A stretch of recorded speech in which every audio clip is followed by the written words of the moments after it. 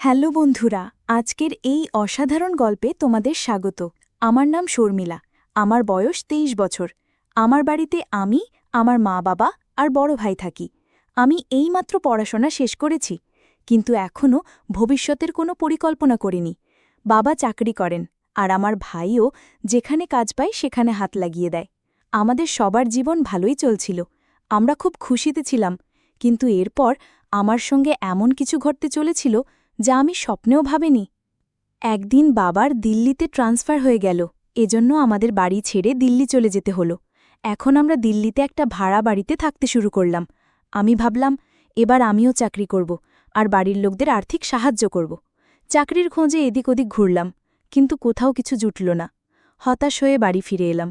বাড়ির লোকেরা আমাকে বোঝালো কোথাও না কোথাও চাকরি জুটে যাবে। একদিন গ্রাম থেকে ফোন এলো, আমার মাসির শরীর খুব খারাপ। এটা শুনে মামা আর ভাই তড়িঘড়ি গ্রামের উদ্দেশ্যে রওনা দিল।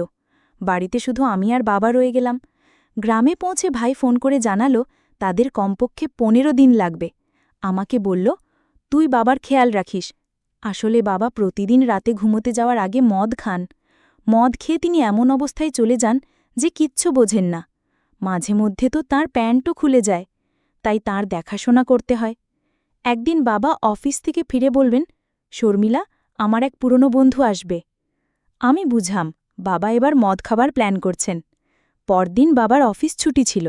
আমরা দুজনে খাওয়া দাওয়া করে ঘুমিয়ে পড়লাম। সকালে আমি যখন বাড়ির কাজে ব্যস্ত, তখন দরজার বেল বাজল। দরজা খুলে দেখি ৪০ থেকে ৪৫ বছরের একজন লোক দাঁড়িয়ে। তিনি জিজ্ঞেস করলেন, তুমি কি রাহুলের মেয়ে? আমি হ্যাঁ বললাম। তারপর জিজ্ঞেস করলাম, আপনি কে? তিনি বললেন, আমি তোমার বাবার বন্ধু। আমি বুঝলাম এই সেই লোক যার কথা বাবা কাল বলেছিলেন। আমি তাকে প্রণাম করলাম। তিনি বললেন, খুশি থাকো। তারপর লক্ষ্য করলাম তিনি আমাকে একটু অন্যভাবে দেখছেন, বারবার আমার বুকের দিকে তাকাচ্ছেন। আমি ভাবলাম হয়তো এমনিই দেখছেন, তাই গায়ে লাগালাম না। ঠিক তখনই বাবা এসে পড়লেন, বললেন, স্বাগত। দুজনে দুজনকে জড়িয়ে ধরলেন। তাদের দেখে আমারও ভালো লাগল। বাবা আমাকে বললেন, জামা, চা বানিয়ে আন। আমি চা বানাতে চলে গেলাম। ওরা দুজনে গল্প শুরু করলেন। চা বানিয়ে আনলাম, দেখি দুজনে হাসি ঠাট্টা করছেন। আমি আগে বাবাকে চা দিলাম, তারপর তার বন্ধুকে চা দিতে ঝুঁকতেই লক্ষ্য করলাম তিনি আবার আমার বুকের দিকে তাকাচ্ছেন। তারপর আমাকে দেখে বললেন, রাহুল, তোমার মেয়ে তো অনেক বড় হয়ে গেছে। ওর বয়স কত হল? বাবা বললেন, এখন ওর বয়স ২৩ বছর। তার বন্ধু বললেন, তাড়াতাড়ি ওর বিয়ে দিয়ে দাও। এসব শুনে আমি মুচকি হেসে আমার ঘরে চলে গেলাম। সারাদিন বাবা আর তার বন্ধু গল্প করলেন। সন্ধ্যা হতেই আমি বুঝলাম আজ এরা পার্টি করবে। বাবা আমাকে বললেন, মা, পেঁয়াজ আর নুনতা কেটে একটা প্লেটে করে আন। বাবা মদের বোতল বার করেছেন। দুজনে টেবিলে বসে খেতে শুরু করলেন। আমার ভয় হচ্ছিল বাবা যেন বেশি না খান। ধীরে ধীরে পুরো বোতল শেষ করে ফেললেন। দুজনেই নেশায় টাল হয়ে গেলেন, কিচ্ছু বুঝতে পারছিলেন না। আমি বারবার বললাম, খেয়ে নাও, কিন্তু ওরা বাধা শুনলেন না। বাবা তো রোজই খান, তাই তাকে কোনো রকমে ঘরে শুয়ে দিলাম। কিন্তু তার বন্ধুর নেশা এত বেশি হয়ে গিয়েছিল যে তিনি বাড়ি ফিরতেও পারবেন না। আমি তাকে বাবার সমান মনে করতাম, তাই ভাবলাম আজ একে এখানেই শুয়ে দিই। তাকে ঘরে নিয়ে শোয়ানোর চেষ্টা করলাম, কিন্তু তিনি এত ভারী ছিলেন যে আমার পক্ষে নিয়ন্ত্রণ করা কঠিন হয়ে পড়ল। নেশায় কি যেন বটমট করছিলেন, অনেক চেষ্টা করেও তিনি নড়লেন না। ভাবলাম আরেকবার চেষ্টা করি। অনেক কষ্টে তাকে দাঁড় করালাম। দাঁড় করাতেই তিনি ২ হাত আমার কোমরে রাখলেন। আমি ভাবলাম নেশায় আছেন তাই এমন করছেন, কিন্তু তারপর দেখলাম তিনি হাতটা ধীরে ধীরে নিচে নামিয়ে আমার পিছনে রেখে জোরে চাপ দিতে শুরু করলেন। আমি হঠাৎ তাকে ধাক্কা দিলাম। তিনি পড়ে গিয়ে সোফায় আছড়ে পড়লেন। আমি ভাবলাম নেশায় আছেন তাই এমন করেছেন, তার কিচ্ছু জ্ঞান নেই। আমি ভয় পেয়ে গেলাম, তাড়াতাড়ি তাকে সোফায় শুয়ে কম্বল চাপা দিয়ে ঘুম পাড়িয়ে দিলাম। তারপর নিজের ঘরে গিয়ে শুয়ে পড়লাম। ঘুমোতে গিয়ে ভাবছিলাম আঙ্কেলকে ধাক্কা দেওয়া উচিত হয়নি, তিনি নেশায় ছিলেন, কিচ্ছু বুঝতে পারেননি। তিনি তো আমার বাবার সমান। সকালে তাড়াতাড়ি উঠে দেখলাম বাবা আর তার বন্ধু দুজনেই ঘুমোচ্ছেন। চা বানিয়ে ওদের জাগালাম, চা খাইয়ে দিলাম। দুজনে ফ্রেশ হয়ে গেলেন। বাবা অফিসের জন্য তৈরি হতে লাগলেন। আমাকে বললেন, যা মা, নাস্তা বানিয়ে আন। আমি নাস্তা বানাতে গেলাম। নাস্তা নিয়ে আসতেই দেখি বাবার বন্ধু বারবার আমার দিকে তাকাচ্ছেন। বুঝতে পারছিলাম না কেন এমন করছেন। হঠাৎ ভাইয়ের ফোন এলো, বলল মাসির সঙ্গে মায়েরও শরীর খারাপ হয়ে গেছে, আমাদের তাড়াতাড়ি গ্রামে আসতে হবে।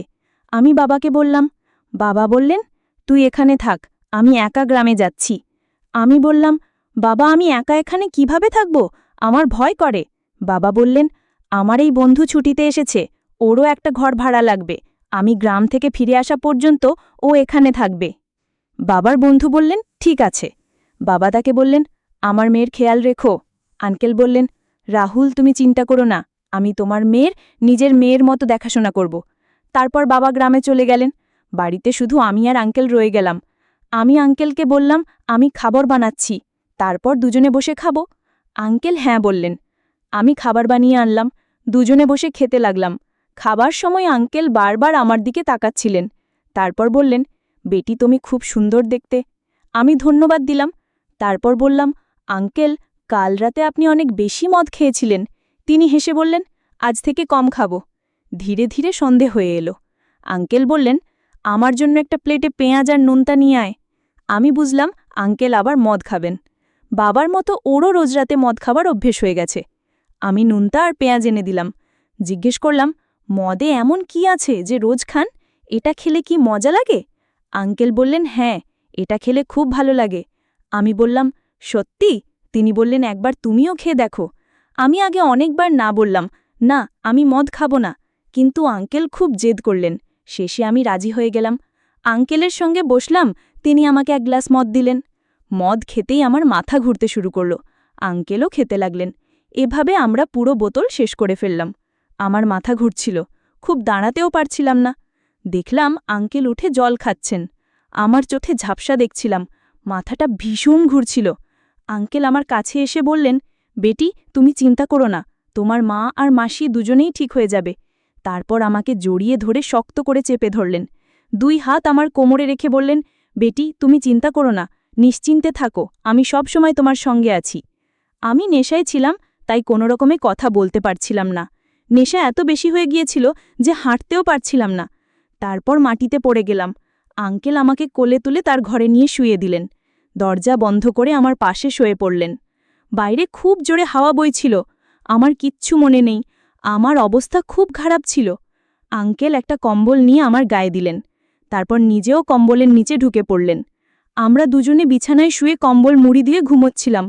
আঙ্কেলের খুব ঠান্ডা লাগছিল, তাই তিনি আমাকে শক্ত করে জড়িয়ে ধরলেন। আমার অবস্থা আরও খারাপ হয়ে যাচ্ছিল। নেশায় আমার কিছু জ্ঞান ছিল না। তারপর কখন ঘুমিয়ে পড়লাম জানি না। সকালে উঠে দেখলাম আমার হাত পা খুব ব্যথা করছে। তারপর দেখলাম আঙ্কেল আমার পাশে ঘুমাচ্ছেন। তিনি পুরোপুরি কাপড় খুলে শুয়ে আছেন। আমি ভয় পেয়ে গেলাম। তারপর দেখলাম আমারও অর্ধেক কাপড় খোলা। আমি আরও ঘাবড়ে গেলাম। বিছানা থেকে নামতে গিয়ে খুব জোরে ব্যথা অনুভব করলাম, সারা শরীরে ব্যথা। তাড়াতাড়ি কাপড় পরে হাঁটার চেষ্টা করলাম, কিন্তু ব্যথার জন্য হাঁটতেও কষ্ট হচ্ছিল। ব্যথা এত বেশি ছিল যে আমি বুঝে গেলাম রাতে আঙ্কেল আর আমার মধ্যে কিছু ভুল হয়েছে। আমি ভয়ে কান্না শুরু করে দিলাম। মনে মনে ভাবতে লাগলাম, যদি এটা বাড়ির লোকেরা জানতে পারে তাহলে কি করব? তারপর তাড়াতাড়ি গোসল করে তৈরি হয়ে নিলাম। বাইরে আসতেই দেখি আঙ্কেল সেখানে আছেন। তিনি আমাকে জিজ্ঞেস করলেন, কাল রাতে মদ কেমন লাগলো, ঘুম কেমন হলো? আমি বললাম, মদ খেয়ে আমি খুব বড় ভুল করেছি। আঙ্কেল বললেন, কিচ্ছু হয়নি, আমার তো কাল রাতে খুব মজা লেগেছে। আমার জীবনের সবচেয়ে বড় দিন ছিল, এমন দিন আর আসবে না। সত্যি আমার খুব ভালো লেগেছে। আমি সব বুঝে গেলাম। আমি আমার ঘরে চলে গেলাম। আধা ঘন্টা পর বাবা ফিরে এলেন। বাইরে আসতেই বাবা বললেন, মা আর মাসির শরীর এখন ঠিক আছে। তারপর আঙ্কেলকে জিজ্ঞেস করলেন, আমার মেয়ে তোমাকে বিরক্ত করেনি তো? আঙ্কেল হেসে বললেন, না, ও তো খুব শরীফ আর ভোলাভালা, আমাকে একটুও বিরক্ত করেনি। আমি সব বুঝতে পারছিলাম। আমি ঘরে চলে গেলাম। বাবার বন্ধুও তার বাড়ি চলে গেলেন। আমি বসে বসে ভাবছিলাম, আমার মদ খাওয়া উচিত হয়নি। তারপর ভাবলাম, যা হয়ে গেছে তা হয়ে গেছে, আজ থেকে আর কখনো এমন ভুল করব না।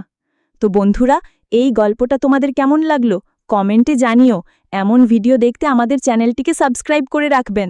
ধন্যবাদ।